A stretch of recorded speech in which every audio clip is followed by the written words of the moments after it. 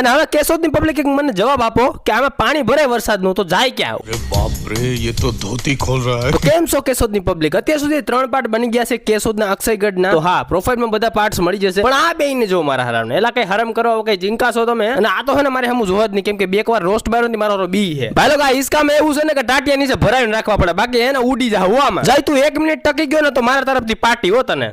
હેલા પાર્ટી દઈ તું તો હવે તો ઇજ્જત ઉપર વાત આવ્યો, પ્રાણ જાય પણ હિસકો ન મુકાય.